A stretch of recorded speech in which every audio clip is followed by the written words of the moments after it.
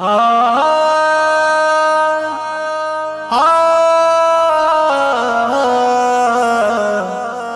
आ सुना है तेरे दरबार में जो कोई भी आता है भरती है झोली माँ खाली न कोई जाता है।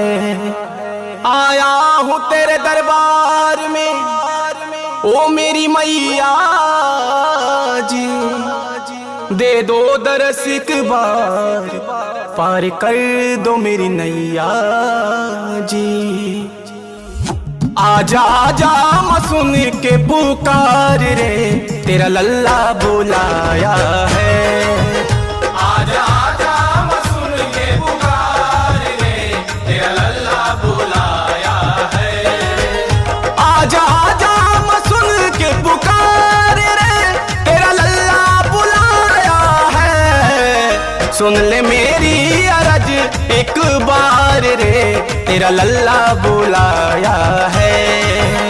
आजा आजा मैं सुन के पुकार रे तेरा लल्ला बुलाया है। आजा आजा मैं सुन के पुकार रे तेरा लल्ला बुलाया है।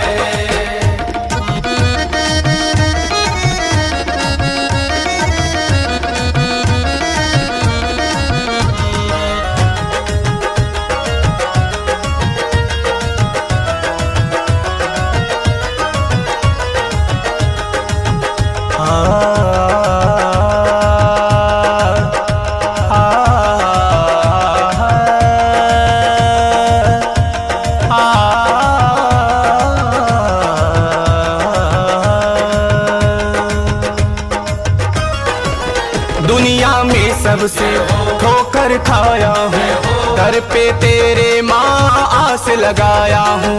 दर पे तेरे माँ आस लगाया हूँ।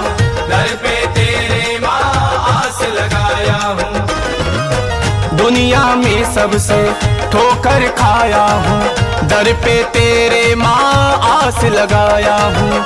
सुना है तेरे दर पे जो कोई आता है, सुना है तेरे दर पे जो कोई आता है तेरी कृपा से मैया खुश हो जाता है।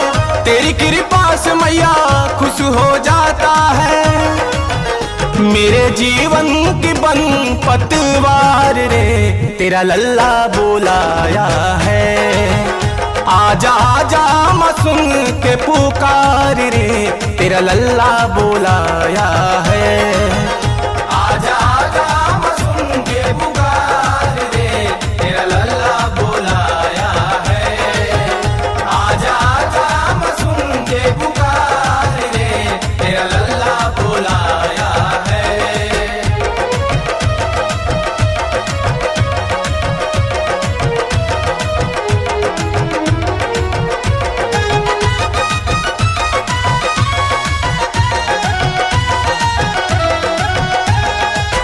भरती झोली तो दर पे जो आता है रोता आता है हंसता वो जाता है। रोता आता है हंसता हो जाता है। रोता आता है हंसता हो जाता है। भरती झोली तो दर पे जो आता है रोता आता है हंसता वो जाता है। तेरे चौखट पे शीश नवाए हैं, तेरे चौखट पे शीश नवाए हैं। दिल में तेरी ही मूरत सजाए हैं, दिल में तेरी ही मूरत सजाए हैं। देख दीवानों की लगी है कतार रे तेरा लल्ला बुलाया है। आजा आजा मैं सुन के पुकार रे तेरा लल्ला बुलाया है।